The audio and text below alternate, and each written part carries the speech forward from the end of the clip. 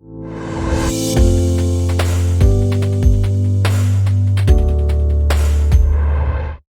seguimos con los textos, y es bien importante que todos estos textos explicarlos, porque si no, entonces no vamos a poder tener un entendimiento, un conocimiento pleno de lo que Dios nos está transmitiendo. No solamente en el Antiguo Testamento, amado, porque todo esto no solamente en el Nuevo Testamento, porque todo esto del Nuevo Testamento es extraído del Antiguo Testamento. Y vamos a ir a Ezequiel 24, 9, 14. Por tanto, así ha dicho Jehová el Señor: ay de la ciudad de sangres, pues también haré yo gran hoguera, multiplicando la leña y encendiendo el fuego para consumir la carne y hacer la salsa, y los huesos serán quemados. Esta ciudad de sangre, y cuando vamos al libro del profeta Ezequiel, Ezequiel profetiza a Jerusalén, a Judá, que representa al pueblo religioso, no representa a las 10 tribus. Aquí Ezequiel habla de la iglesia, de los desobedientes, de aquellos que dicen que son cristianos, de aquellos que simplemente van a la iglesia a sentarse y van a leer y van a hacer cosas, pero fuera de la iglesia su comportamiento no armoniza con lo que ellos confiesan que dicen ser cristianos. Esos son desobedientes al evangelio. Están en el evangelio, pero no son parte del evangelio, por cuanto Dios dice que los vomitará de su boca. Y recuerden, aprovecho para recordarles que la iglesia actual es la iglesia de la Odisea. La séptima iglesia. La última iglesia, la iglesia tibia, la iglesia que se ha creído rica, la iglesia que necesita lavar sus ojos con colirio. Esos somos nosotros. Y dice aquí que también la iglesia va a ser procesada, purificada por el fuego. Los desobedientes de la iglesia, no toda la iglesia. Aclaro, hay unos desobedientes que eso van a pasar por el fuego, van a ser purificados. El nombre de Jesús no va a ser glorificado en ellos, pero de acuerdo a lo que yo he podido entender, van a ser parte del gabinete, pero van a perderse lo más grande, que es la glorificación del nombre de Jesús en ellos. Si usted pierde eso, usted pierde todo, amado. Asentando después la olla. Y cuando habla aquí este término olla, representan a las inmundanidades o a las inmundicias de la iglesia o del mundo completo. Pero aquí habla de la iglesia. La olla vacía sobre sus brasas para que se caldee. Y cuando están hablando a mí de olla vacía, están hablando de que carece de fundamento, carece de verdades. Para que se caldee y se queme su fondo y se funda en ella su suciedad y se consuma su herrumbre. Y cuando hablamos de herrumbre, estamos hablando de ese óxido que crea las ollas sucias, esa parte dura, eso que es difícil de usted raspar. En vano se cansó y no salió de ella su mucha herrumbre. Es decir, que esa olla, esa inmundicias del mundo se ha crecido y no puede salir de ella. Solo en fuego será su herrumbre consumida. ¿Qué es lo que Dios nos está tratando de transmitir en este texto? Que las inmundicias del pueblo de Dios ha llegado hasta tal punto que de la única manera que eso puede ser erradicado de su pueblo es por medio del fuego. Purificada por el fuego. Yo no sé si usted entiende estos textos, amados. No sé. En tu inmundicia, lujuria padecerás, porque te limpié. La primera vez Dios te limpió y tú no te limpiaste de tu inmundicia, tú no continuaste siendo limpia y nunca más te vas a volver a limpiar, porque una vez que ya tú caes en eso, en la desobediencia, tú continúas en la desobediencia hasta que yo sacie mi ira sobre ti. Es decir, que cuando Dios sacie su ira sobre la iglesia y a la misma vez sobre toda la humanidad, entonces la humanidad será limpia de sus iniquidades. Si no es por el fuego, la humanidad no puede ser limpia de esa herrumbre o de ese óxido o de esa iniquidad, de esa inmundicia, de ese pecado, de esa transgresión, como quiera que usted le quiera llamar. El fuego solamente lo hará limpio y puro. Yo Jehová he hablado, vendrá y yo lo haré. No me volveré atrás ni tendré misericordia, ni me arrepentiré según tus caminos. Y cuando habla aquí de camino, habla según tus obras, según tu forma de vivir, según tu forma de comportarte. Y tus obras te juzgarán, dice Jehová el Señor. Es lo mismo que Pedro nos dice, que si nosotros conocemos todas estas cosas, entonces, ¿cómo nosotros nos debemos de andar santa y puramente delante del Señor? Porque sabemos que Dios juzga conforme a nuestras obras. Y si usted no sabe lo que son buenas obras, entonces usted no ha conocido a Jesucristo. Usted no ha entendido el Evangelio. Usted no ha entendido nada. Porque si usted se cree que con usted asistir a la iglesia, con usted diezmar, con usted cantar, con usted leer la Biblia, con usted enseñar la palabra, con usted predicar, pero si no hay una convicción de pecado, una convicción, no hay una transformación, no ha surgido en usted un nuevo nacimiento, no ha habido en usted un apartamiento del mundo, no ha habido en usted algo que le diga a usted que no puede hacer yugo desigual con el mundo. Si ha habido en usted un amor por el mundo, usted, por más que usted crea ser buena persona, Dios no toma en consideración eso al momento de que usted vaya a reinar con Cristo. Dios va a juzgar conforme a nuestras obras, ya sean buenas o malas. Punto. Es nuestra responsabilidad vivir en buenas obras.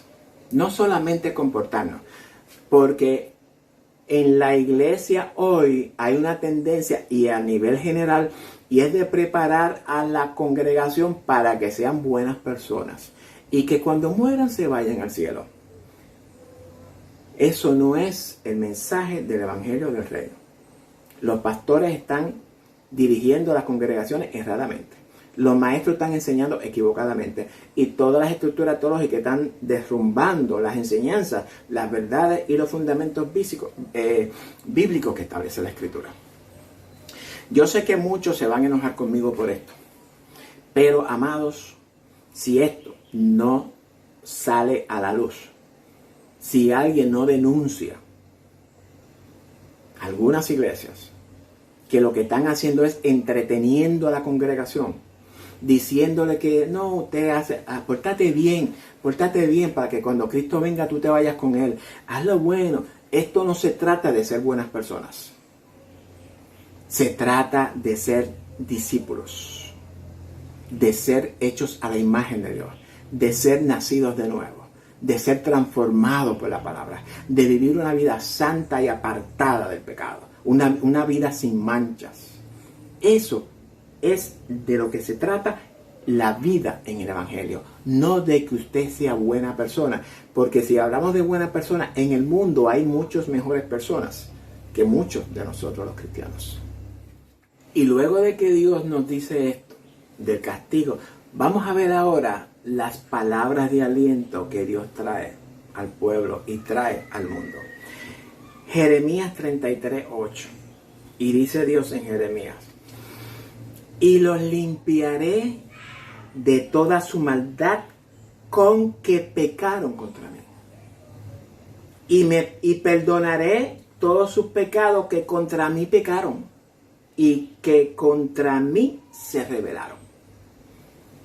Esa es una de las promesas que Dios hace a toda la humanidad.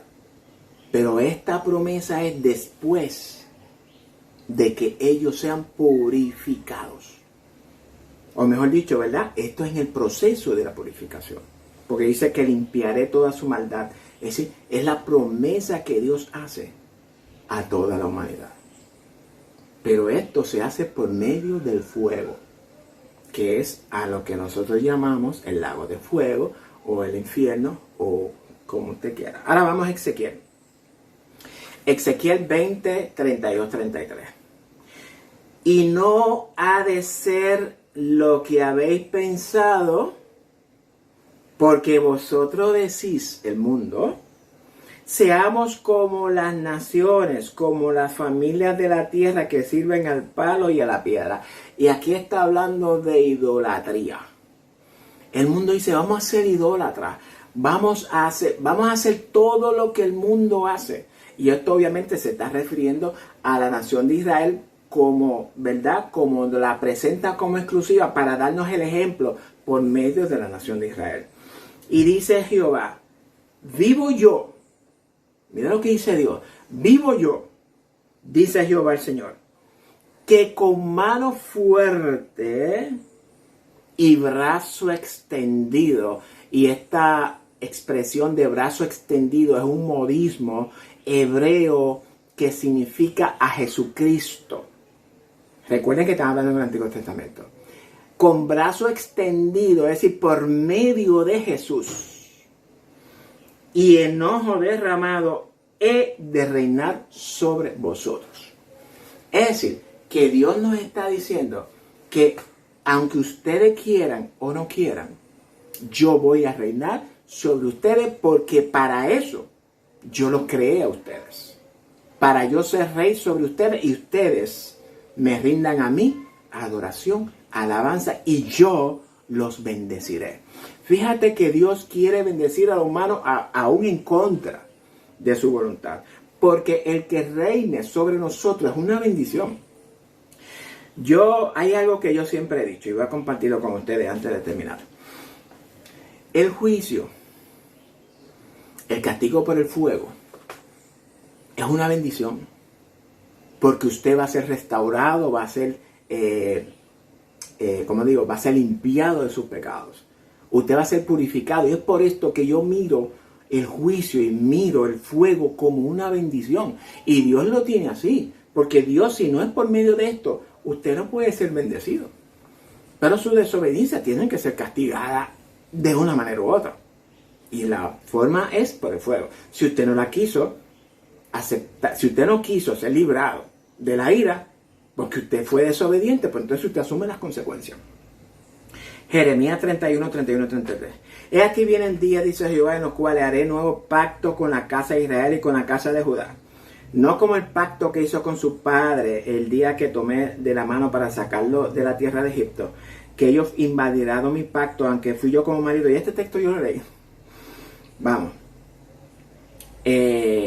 Y dice el verso 11, en él asimismo tuvimos herencia, habiéndonos predestinado conforme al propósito del que hace todas las cosas según su designio y su voluntad. A fin, vamos al verso 12 ahora, a fin, es decir, con el propósito, con el objetivo de que seamos, es decir, los santos, para alabanza de su gloria. Todos nosotros, los que primeramente esperábamos en Cristo. Esto está hablando de nosotros, la iglesia. A fin de que nosotros seamos para alabanza de su gloria. Ya nosotros hemos explicado lo que es la gloria. En Él, en Cristo, también vosotros, es decir, también esta iglesia, la congregación, también vosotros o nosotros, habiendo oído la palabra de verdad, el evangelio de vuestra salvación, es decir, que nosotros también escuchamos el evangelio de salvación, y esta salvación es de la ira y de la herencia del reino, ¿ok? De la ira y para la herencia. Recordemos que el evangelio del reino no es para la salvación de la vida eterna. La vida eterna ya está justificada. Es para la salvación de la ira venidero. Y habiendo creído en Él, es decir, en Cristo, en el evangelio, fuisteis sellados con el Espíritu Santo de la promesa. En el momento en que nosotros creímos en Cristo, el Espíritu Santo vino a morar en nosotros y nos sella como propiedad, que es las arras, es decir, el depósito, la garantía que nos dice a nosotros, cuando yo venga a recoger al pueblo, tú eres mío. Es las arras de nuestra herencia hasta la redención de la posesión adquirida. Es decir, nosotros el cuerpo, nosotros la persona, somos la posesión adquirida para la alabanza de su gloria. Bueno, ya me refresqué un poquito. Y con este verso 12 o 13 damos por terminada la primera parte de la reflexión dominical, capítulo 1, de verso 1 al 14, ¿sí? Carta a los Efesios. Y nunca hago esto, pero hoy quiero resumir el texto enseñado. El mensaje de Pablo a la iglesia es para fortalecernos la fe. Pablo nos explica en este pasaje la naturaleza y el propósito de nosotros, la iglesia. Lo primero que Pablo nos revela es que al nosotros vivir en Cristo, todas las promesas de bendiciones hechas en Deuteronomio 28, todas esas bendiciones son nuestras, nos pertenecen, búsquela. Pero para que estas bendiciones se hagan una realidad en nuestras vidas, debemos de creerlas por medio de la fe en la sangre de Jesucristo. Es lo primero. Pablo también nos revela que fuimos escogidos en Cristo para que fuésemos santos y sin manchas. Es decir, que todas las bendiciones se hacen una realidad en nuestras vidas cuando, como dije anteriormente, las creemos y vivimos en obediencia a los mandamientos de Dios. Esta vivencia es la que nos lleva a vivir en santidad, apartado del pecado que nos rodea.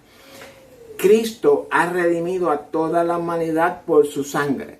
Esa redención incluye la expiación de nuestros pecados, el perdón de nuestros pecados, el cual obtenemos por medio de la fe en su sangre también. En pocas palabras, Pablo nos revela el plan de Dios para toda la humanidad. Dice que Dios nos ha revelado el misterio de su voluntad. Y ese misterio es que Dios se propuso en Cristo reunir todas las cosas en los cielos y en la tierra. Reunir toda la humanidad, atraerlas a Él con el objetivo de restaurar todas las cosas. Restaurar la imagen del hombre y por último traerlo de nuevo a la presencia del Dios Todopoderoso como fue en el principio. Y a la misma vez nos revela el plan de Dios para nosotros, su cuerpo, la iglesia. Pablo hace diferencia entre la iglesia y el resto del mundo. Toda la creación de lo que está en los cielos y en la tierra, todo lo que existe fue prehorizontado o predeterminado o predestinado, como traducen los textos, por Dios en el Verbo, en su palabra, en el Mesías Salvador. Es decir, que Pablo en este pasaje nos revela verdades que nunca nadie se ha tomado la molestia en escudriñarla para traerla al pueblo de Dios y se ha fortalecido en la fe. Y de esta manera puedan ser partícipes también de los planes de Dios. El propósito de Dios es revelarnos toda su voluntad, su verdad, sus propósitos, todos sus planes. Él quiere que le conozcamos conforme a la revelación por medio de su palabra, por medio de la escritura, y que no simplemente seamos conocidos conforme a lo que otra persona u opiniones de otros hombres nos dicen que es. Reitero la necesidad que hay en el pueblo de Dios en el estudio profundo de la escritura, de la palabra de Dios. Iglesia, reflexionemos en cuanto a todas las enseñanzas que recibimos, inclusive esta que traje, también debe de escudriñarla. Seamos sabios, aprendamos de la iglesia de Berea que dice la Biblia que todo lo que Pablo y Silas les enseñaban lo iban corroborando con los libros del Antiguo Testamento, que era lo que ellos tenían en el momento. En el Antiguo Pacto se encuentran todos los principios establecidos por Dios para nosotros, la iglesia, primeramente, y luego para toda la humanidad. Dios dice que su pueblo se pierde por falta de conocimiento. Siéntase en la libertad de escribirme referente a cualquier punto que no haya entendido. Use nuestra mensajería de WhatsApp o la mensajería regular de texto al 787-616-1377 y con mucho gusto yo personalmente responderé sus dudas. Si usted es un amigo que todavía no se ha reconciliado con Dios por medio de Jesucristo, esto es bien importante. Es importante que usted sepa que ya usted fue reconciliado con Él. Pero esa reconciliación, para que sea una realidad en su vida, tiene que creerla por medio del Evangelio del Reino, el cual predicamos, y requiere de un arrepentimiento de sus pecados, confesarlos a Dios, y Dios hará una realidad esa reconciliación en su vida. Esto es importante. Les exhorto a buscar una iglesia cristiana evangélica donde se predique la sana doctrina bíblica, amados. Hable con el pastor, dígale que quiere reconciliarse con Dios, y yo estoy seguro de que el pastor le va a ayudar, le va a guiar en el proceso de su conversión. Y si usted no logra conseguirlo por alguna razón, pues llámenme y con mucho gusto pues oraremos por usted para que el Señor perdone sus pecados, lo reconcilie con Dios y lo una a su familia y lo haga su hijo. Y si hijo, pues también usted va a ser convertido en heredero del reino eterno. La salvación de la ira está a una decisión suya. De usted depende si se salva o si la enfrenta. Comparte este estudio con todos sus hermanos y amigos en las redes sociales. Conviértese en un colaborador. Continuamos con la segunda parte de este estudio, que es 1 Efesios 1 del 15 al 21. Y esta segunda parte va a estar llena de sorpresas y grandes revelaciones ocultas que nadie nos enseña, lo mismo que descubrimos en esta. Lo que usted aprende aquí no lo aprende en ningún instituto bíblico, en ninguna universidad teológica, y mucho menos en ninguna clase bíblica sabática y dominical. Será hasta el próximo estudio bíblico. Si así el Señor lo permite, Dios le bendiga a todos.